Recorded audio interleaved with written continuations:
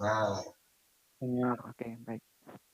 Baik, kita mulai ya. Bismillahirrahmanirrahim. Assalamualaikum warahmatullahi wabarakatuh. Waalaikumsalam warahmatullahi wabarakatuh. Waalaikumsalam warahmatullahi wabarakatuh. Sehat semua untuk hari ini, anak-anak? Alhamdulillah. Alhamdulillah. Setelah libur ya, libur seminggu, kita nggak ada KBM sama sekali. Hari ini kita ketemu lagi. Sudah banyak tugas lagi ya kemarin di mata pelajaran yang ketemu hari Rabu kemarin. Santai aja lah, kita kan masih di awal, belum begitu banyak beban. Terus belajarnya materinya juga masih sederhana, yang penting kita enjoy aja. Insya Allah nggak ada masalah, gitu ya. Ini sudah 28 yang gabung, masih kurang 4 ya. Kurang 4. Sambil saya cek dulu siapa yang sudah gabung dan siapa yang belum. Kelas 10-1.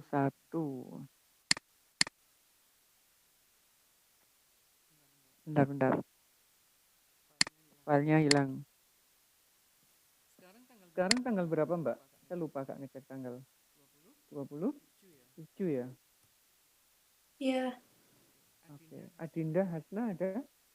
Hadir. Afrianto? Hadir.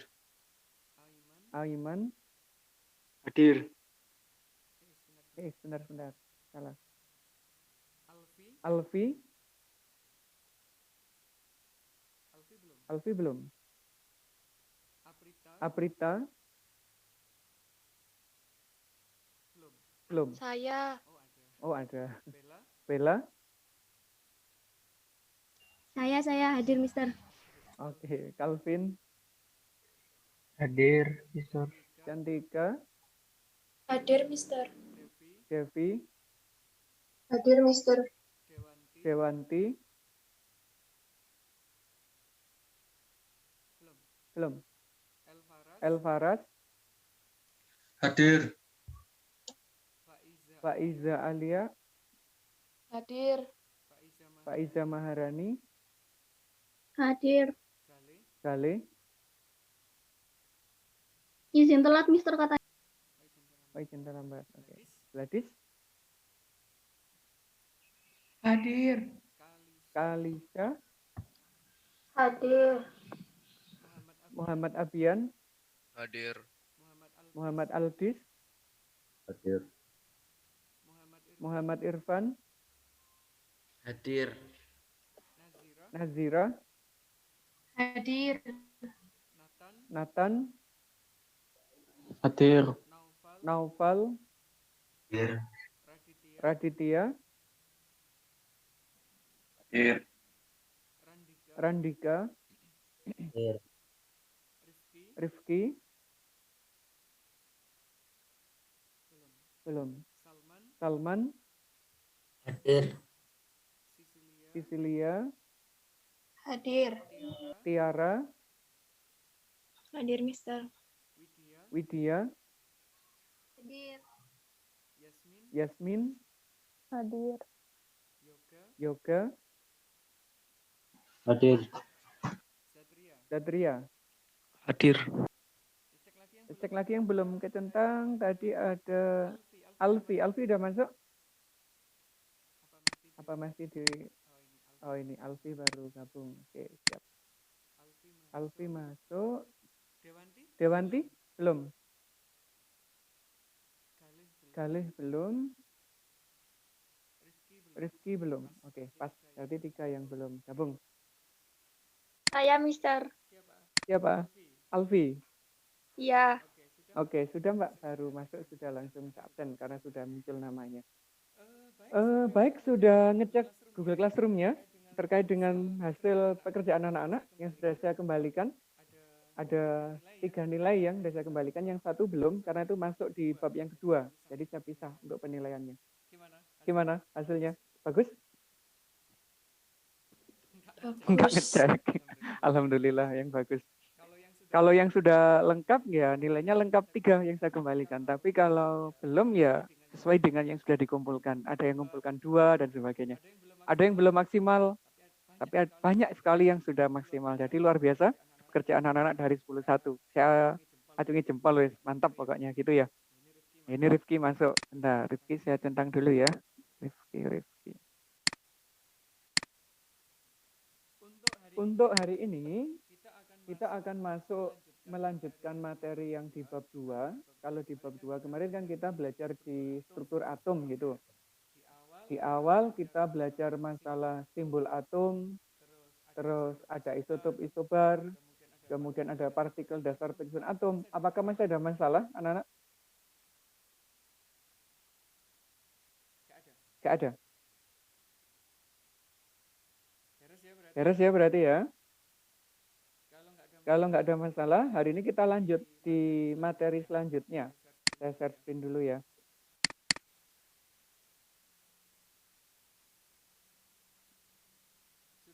Sudah tampil layar saya di anak-anak?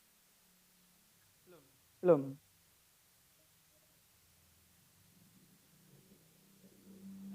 Nah, ini loadingnya lambat dikit. Sudah tampil ya?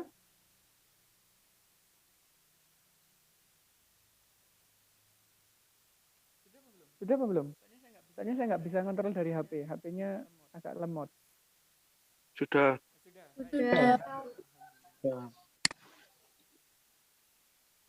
Baik, kalau sudah, hari ini kita lanjutkan di bagian selanjutnya di bab 2.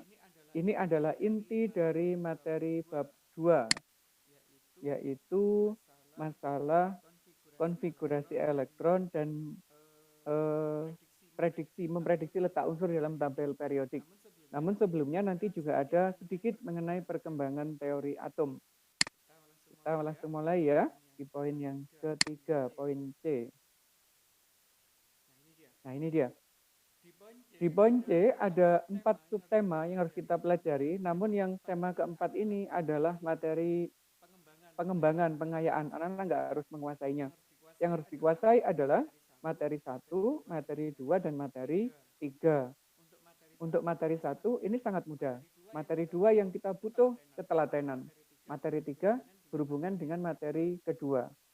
Nah kemudian nanti yang ini kita kembangkan menjelang di ikatan kimia kalau perlu. Kalau nggak perlu ya nggak usah, karena berhubungan dengan bentuk orbital molekul. Langsung aja yang pertama kita masuk di perkembangan model atom. Atom itu kan ukurannya kecil, tidak bisa dilihat langsung dengan mata. Oleh karena itu, berbagai penelitian digunakan untuk membuat penyimbulan atau penggambaran dari atom itu sendiri. Kemudian dikenallah sebagai model atom. Model atom yang kita pelajari nanti ada 5. Jadi dimulai dari model atom Dalton ini paling awal mengenai model atom ya, hingga yang sekarang digunakan yaitu model atom modern. Langsung saja kita masuk ke setiap model atom. Ini yang pertama. Model atomnya Dalton.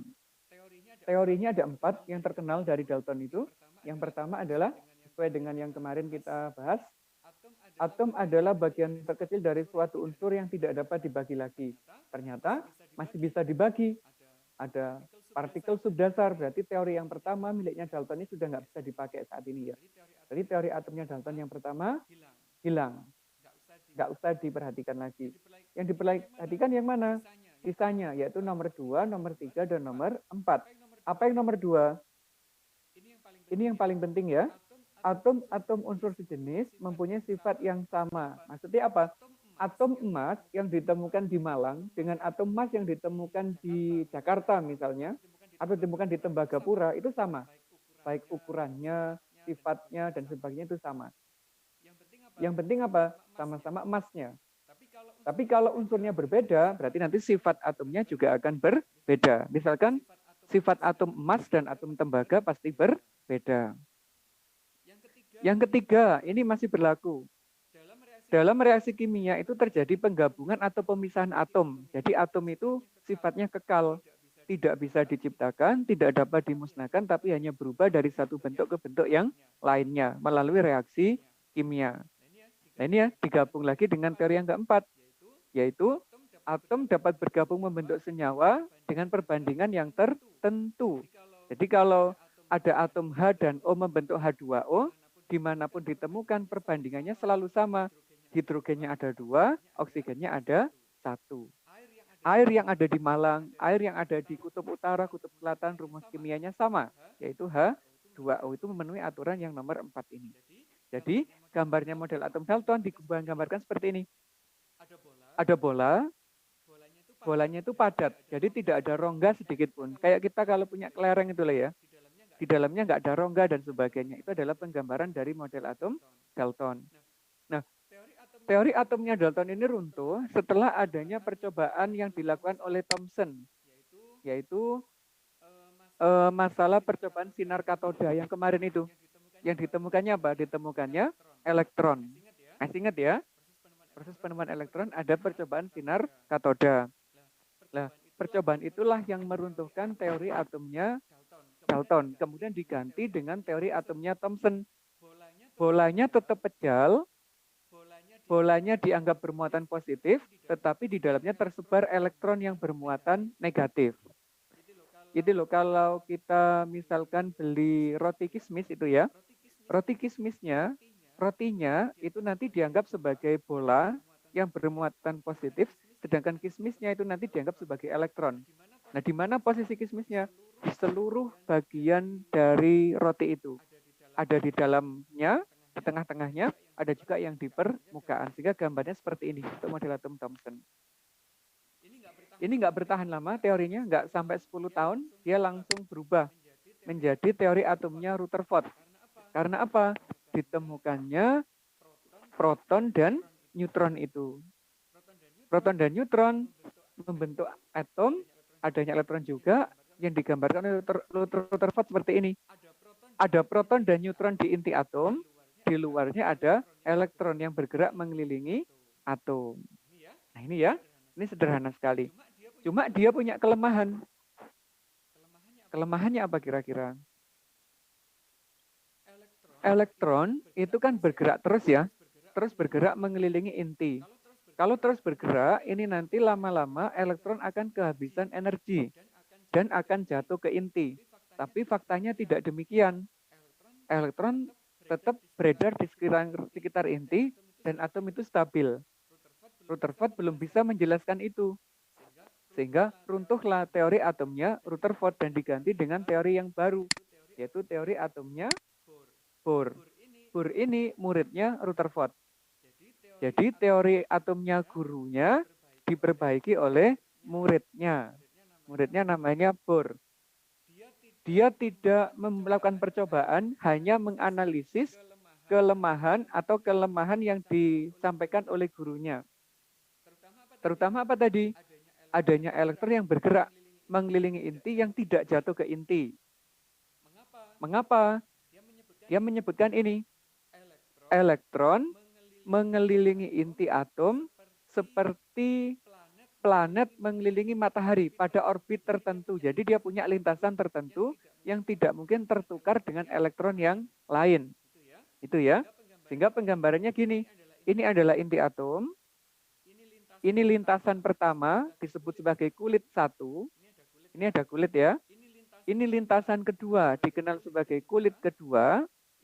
Ini lintasan ketiga dikenal sebagai kulit ketiga.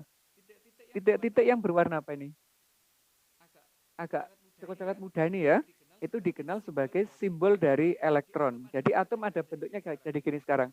Ada inti, ada kulit yang di dalamnya berisi elektron. Pengisian elektron ada ketentuannya. Ketentuannya nanti menggunakan aturan 2n pangkat 2. Di kulit pertama isinya berapa, di kulit kedua berapa, kulit tiga keberapa itu ada ketentuannya. Nah ini adalah teori atomnya menurut Bohr. Sampai sini ada pertanyaan? Tidak ada ya? Ini kok macet PowerPoint-nya, nggak mau jalan. Nah, kalau sudah, kita sekarang bergerak ke model atom yang selanjutnya.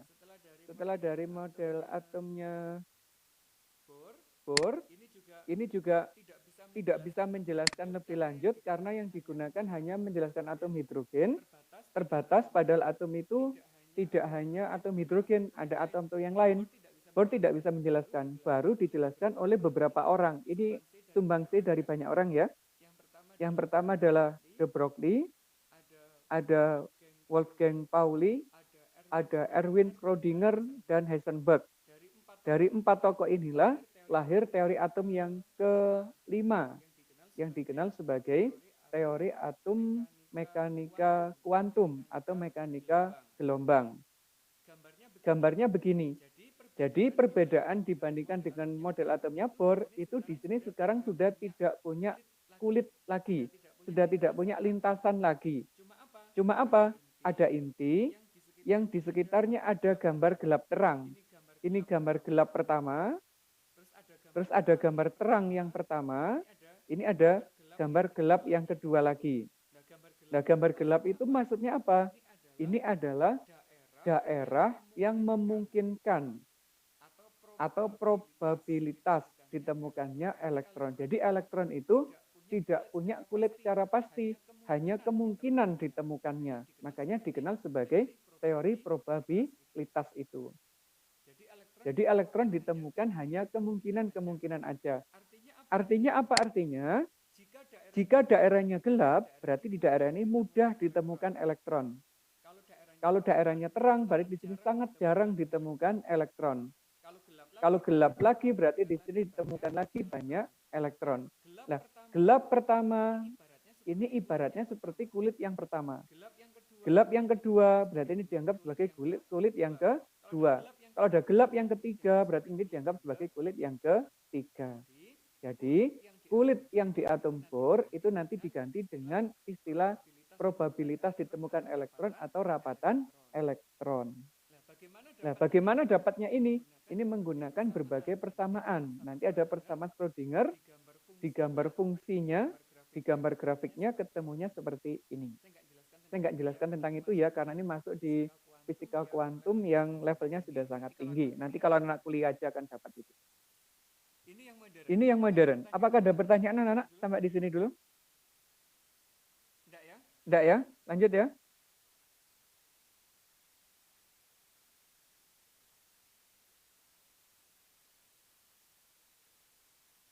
Lanjut ya. Baik. Kalau di teori atom Bohr tadi, kulit itu dikenal sebagai orbit. Kalau sekarang istilahnya diubah menjadi apa? Orbital. Jadi orbital itu adalah daerah kemungkinan ditemukannya elektron. Gitu perbedaan istilahnya aja. Nah, terus ini aturannya. Setiap atom itu nanti kan memiliki jumlah elektron tertentu. Misalkan hidrogen punya 1 elektron, helium punya 2 elektron, kalium punya 19 elektron. Bagaimana susunan elektron itu dikenal sebagai konfigurasi. Jadi konfigurasi elektron adalah proses untuk menyebarkan atau menjelaskan susunan elektron di dalam suatu atom. Aturannya ini, tiap kulit elektron maksimum adalah 2n pangkat 2. Artinya apa? Kalau kulit ke-1, kulit pertama, berarti jumlah elektronnya adalah 2 kali 1 kuadrat. Berarti jumlah elektronnya maksimum adalah 2. Tidak boleh lebih dari 2. Kulit kedua bagaimana? Berarti 2 kali 2 kuadrat. 2 kuadrat 4 dikali 2 jumlahnya 8. Jadi nanti apa maksudnya? Kulit elektron pertama isinya cuma 2. Kulit elektron kedua isinya 8 maksimumnya. Hingga kulit kelima nanti maksimumnya adalah 50 elektron. Terus ada sebutan khusus. Kulit pertama disebut sebagai kulit K, 2L, sampai kulit kelima disebut sebagai kulit O. Nah, ini sebutan aja ya. Kenapa pakai KLMNO itu nanti tergantung pada orang yang menemukan pertama kali, yaitu Bohr, model atom Bohr ini, pada penyimbulan KLMNO. Nah, untuk konfigurasi elektron, nanti ada beberapa aturan yang harus kita kuasai. Yang pertama ada aturan larangan Pauli, ada aturan Aufbau, ada aturan atau kaidah Hahn. Setiap aturan anak harus benar-benar menguasai karena ini berhubungan dengan bagaimana cara membuat konfigurasi elektron. Langsung maju aja. Yang pertama, larangan Pauli. Nanti saat kita sudah membuat suatu konfigurasi elektron, akan ketemu kotak-kotak seperti ini, yang disebut sebagai orbital. Setiap kotak itu nanti diisi oleh 2 elektron. Panah ini adalah mewakili elektron. Ada panah ke atas, ada panah ke bawah. Artinya apa? Ini elektron yang berputar searah jarum jam, ini yang berlawanan dengan jarum jam. Jika dalam satu kotak isinya 2 elektron, arahnya pasti begini. Yang satu ke atas, satu ke bawah. Tidak boleh sama-sama ke atas atau sama-sama ke bawah. Ini adalah aturannya Pauli. Elektron agar stabil, arah spinnya harus berlawanan arah di dalam satu orbital. Itu nyebutnya. Gampang ya, nanti kita ngambil contohnya. Ini teorinya dulu. Yang kedua, lah ini yang paling urgent, yaitu aturan Aufbau. Aufbau itu adalah aturan untuk mengisi elektron berdasarkan urutan kulit atom. Maksudnya apa? Proses pengisian konfigurasi elektron itu harus dimulai dari kulit 1s dulu. Kalau kulit 1s sudah penuh, baru nanti boleh bergerak ke 2s. Kalau 2s sudah penuh, baru bergerak ke 2p. Habis 2p, 3s. Habis 3s, dari atas lagi, berarti masuk di 3p. Habis 3p, masuk di 4s. Habis 4s, balik ke atas lagi, yaitu 3d, 4p, 5s. Balik sini, 4d, 5p, 6s. Jadi proses pengisian elektron nanti ngikuti arah ini. Disebut sebagai diagram alir atau diagram air hujan nyebutnya ini. Karena mirip dengan tetesan air hujan. Ini di modul ada kok. Anak-anak nanti tinggal ngakses di sana sangat lengkap. Yang terakhir, ini ada aturan Han. Tadi kita kenal kotak-kotak gitu ya. Ini kotak P. Nanti ada 3 kotak. Ini PX, PZ, dan PY. Oke, kalau lebih jauhnya begitu. Nah, menurut Han, kalau misalkan orbital elektron itu ada 3, proses pengisian elektronnya harus disebar merata dulu. Kalau sisa baru dibuat berpasangan. Ini kan isinya 2 ya. Kalau 2, di sini diisi 1, di sini 1. Tidak boleh seperti ini. Dia punya 2 elektron tapi langsung ditempatkan di satu kotak. Itu tidak boleh. Jadi harus dipisah dulu. 1, 1. Nah, nanti kalau ada 3, masuknya gini. 1, 1, 1 gitu. Kalau ada 4, 1, 1, 1, baru sisanya menghadap ke bawah. Kalau ada 6 ya sama. 1, 2, 3, 4, 5, 6. Nah gitu cara mengisinya. Jadi mengikuti urutan pengisian. Nanti ada kode-kodenya ini ya. Ada kode negatif, ada kode positif, ada kode 0. Itu menunjukkan spin dan magnetik dari suatu elektron. Baik anak-anak, ini mungkin kalau di awal memang agak ribet ya menjelaskan ini. Tapi nanti kalau kita sudah masuk di contoh soalnya, insya Allah kita akan mudah di konfigurasi elektron itu. Ini contohnya. Ini langsung menggunakan gas mulia. Agar tidak bingung, saya carikan contoh yang sederhana dulu. Contoh yang sederhana di sini nggak ada, berarti saya harus membuat manual. Berarti manualnya harus menggunakan kertas. Bentar, saya tak pakai share screen dari HP dulu. Ini settingannya masih host.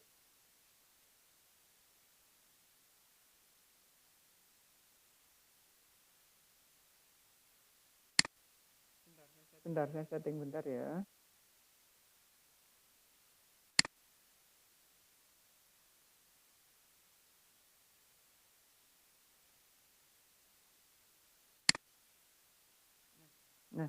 Saya coba share screen dari HP untuk mencontohkan bagaimana cara membuat konfigurasi elektron.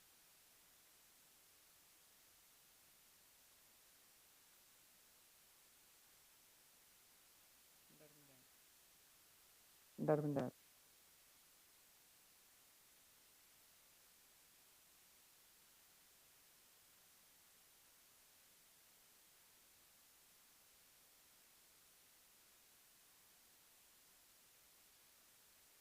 Pakai video aja, nggak usah pakai share screen. Pakai video aja, nggak usah pakai share screen. Sudah bisa diakses Nanti nggak bisa. video saya? Sudah bisa diakses video saya? Sudah? Sudah. Oke, sudah. Kita akan belajar Oke, sudah. membuat Kita akan belajar bagaimana membuat konfigurasi elektron, yaitu mengikuti aturan-aturan tadi ya. Ada aturan Aufbau, ada aturan Pauli, ada aturan Han. Kita ngambil contoh ini. Ada atom hidrogen, simbolnya 1,1. Untuk membuat konfigurasi, itu yang kita perhatikan hanya elektron. Elektron posisi di atas apa yang di bawah? Yang di bawah ya. Yang di bawah ya. Proton atau elektron Ini kemarin. proton atau elektron. Jadi yang kita gunakan selalu yang di bawah. Untuk membuat konfigurasi itu kita mengikuti diagram alirnya Aufbau. Tadi gimana memulainya? Dari kulit 1 gitu ya. Subkulit S. Terus isinya berapa? Nah, untuk tahu isinya nanti ketentuannya gini. Untuk subkulit S, subkulit P, subkulit D dan F itu ada elektron maksimum yang bisa mengisi di dalamnya. Kalau S itu maksimumnya 2. Kalau P itu maksimumnya 6. Kalau D maksimumnya 10. Kalau F maksimumnya 14. Ini ketentuannya. Kalau di sini hidrogen hanya punya 1 elektron, masuknya adalah ini. Di kulit pertama, subkulit S. Karena dia hanya 1, berarti ini isinya adalah 1. Berarti konfigurasinya 1S1. Paham maksud saya? Ini karena masih awal banget ya. Ini masih awal banget. Selanjutnya, kalau ada helium. Helium itu nomor atomnya 2. Bagaimana konfigurasinya? Sama prosesnya. 1 S, isinya berapa S-nya berarti?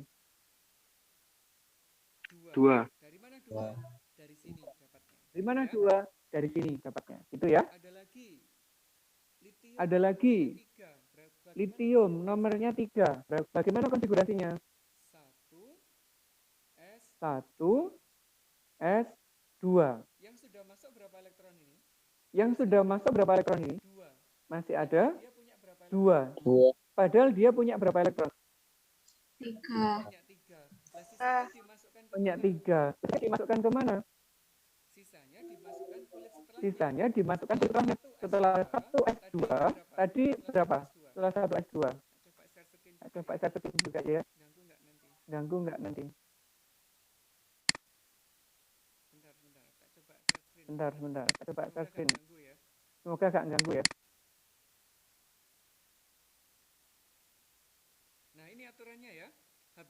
Nah, ini aturannya ya. Hb1S2 masuknya kemana? Ke 2S2. Jadi aturannya selalu mengikuti ini. Jadi, kalau di kulit 1S2 sudah penuh, sekarang kita larinya ke kulit 2S.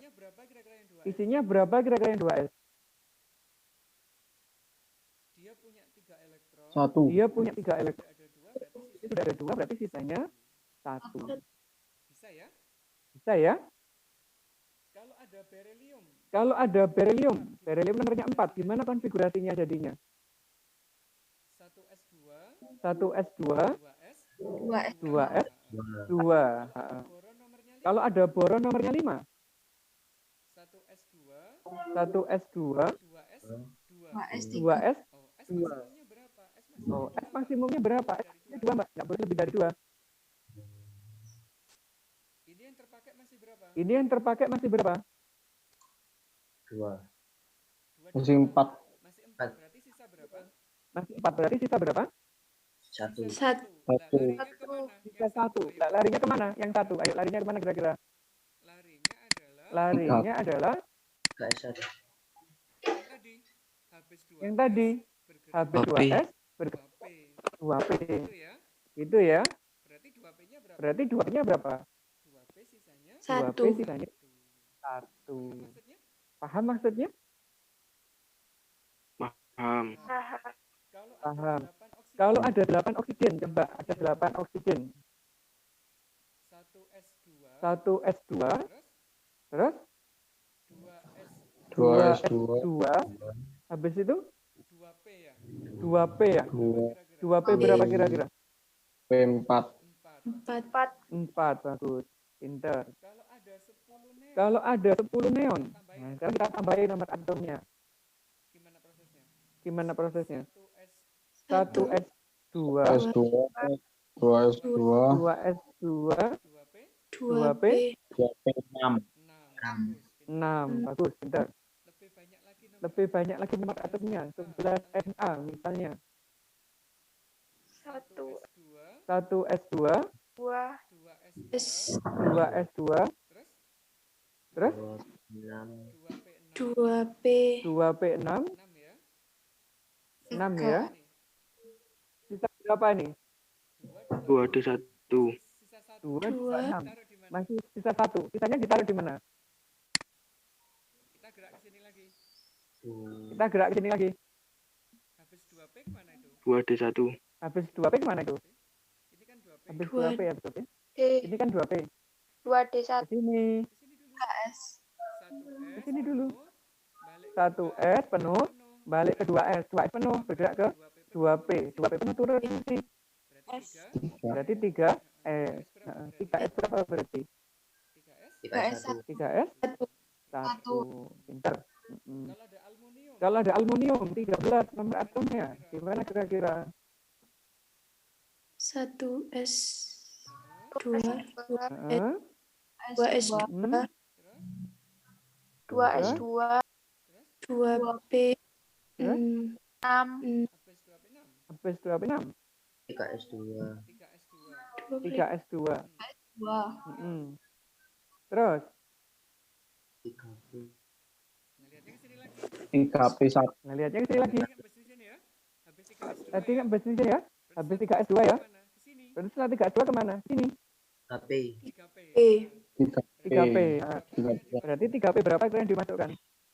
1 1. 1. Cara buat gitu. Bisa? Cara buat gitu? Bisa ya. Bisa ya. Karena kita Ya. cuma mengikuti aturan. Sekarang kita cuma ngikuti aturan ini aja. Alur ini. Ngikuti alur ini. Kalau alur ini kita ikuti dengan baik, pasti bisa anak-anak gitu. Coba sekarang set. Coba sekarang saya terbanyak nomor atomnya. 21 scandium misalkan. Yuk gimana konfigurasi? Yuk gimana konfigurasinya? 1S2. 1S2. 2S Mm-mm. 2. 2P6 Mm. 3S2. S2 Hmm. KP 6 ya. 6 ya. Masih berapa ini? Masih berapa ini? 2 tambah 2 tambah 2 tambah 2 tambah 10 10 ditambah 2 12 18. masih 18. masih 18. Padahal jumlahnya 21. Berarti kurang berapa? 3 3. Habis 3. 3. Habis 3P 6 kemana geraknya? Kita lihat. Ini habis 3P. 3D. Ini habis 3P. Habis sini. Habis ini. Ini 3P. Ke 3D dulu. 3 Ke 3D dulu apa ke 4S? Ini ke sini. Ini ke sini. Terus turun. 3P terus turun. 4S Berarti ke 4S. Berarti ke 4S. Berarti dari 3P geraknya ke 4S. Lah, S tadi isinya berapa? S tadinya berapa? Cuma 2 kan ya? Berarti masih 2. kurang Berarti masih kurang berapa? Masih kurang 1. 10, 18, 20. Berarti kurang 1. Lah satunya ditaruh di mana? Kita ngikutin ini. Habis 4S. Habis 4 ke mana? Ini 4S. Ini 4S. Terus ke sini. Terus ke sini. 3D. 3D 3D. Bagus. Di sini ditaruh Berarti di sini ditaruh D. 3D isinya 3D1 1. Satu. Nah, gitu. Bisa? Bisa? Bisa?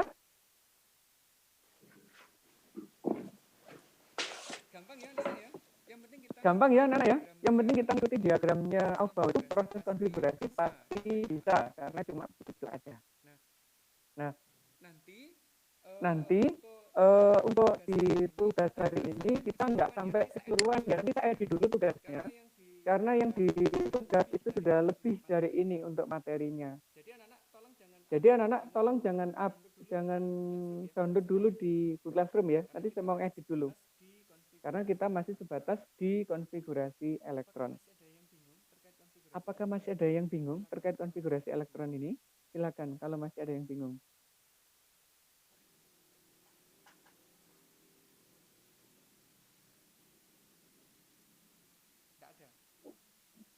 Tidak ada. Semuanya bisa ya?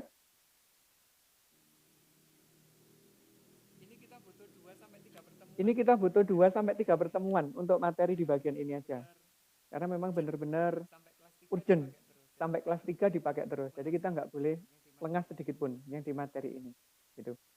Kalau nggak ada pertanyaan, saya contohkan lagi tinggal 2 yang belum saya contohkan. Yaitu nih. Ada kromium, simbolnya Cr, itu nomor atomnya 24. Sama tembaga itu Cu, nomor atomnya 29. Gimana konfigurasi yang ini? NCR dulu. 1S2, 2S2, 2S2, 2P6, 3S2, 3P6, terus S2, 4S2, 3D2 3D, 2 3D, 24. Sampai sini 10, sampai sini 18, 4 ya, 20, 4. Iya, 4 ya, ini ya. Kalau yang ini gimana? Ini 1S2, 2S2, 2P6, 3S2, 3P6, 3P6, 4S, 4S2, 3D, 9. Iya, 29 ya. Tapi kan 20 ditambah ini 9. Nah, anak-anak itu hati-hati dengan syarat ya. Konfigurasi D dan D ini tidak boleh berbeda. Untuk yang baca, selain itu apa yang tidak boleh? D diisi 4 atau D diisi 9. Karena di atom tidak pernah dijumpai elektron dengan jumlah 4 dan 9 di kulit D. Nah, adanya bagaimana? Selain 4 dan 9. Nah, bagaimana mengubah agar dia tidak jadi 4 dan 9? Nanti anak-anak harus mengubah elektronnya dikurangi. Ini dikurangi, dipinjam oleh D-nya. Ini juga sama. Ini diambil 1, dipinjam D1. Sehingga berarti 4S1, 3D, 5. Yang sama 4S1, 3D, 10. Jadi ada 2 aturan ya. Yang diisinya 4 dan diisi 9, 2 dari 5,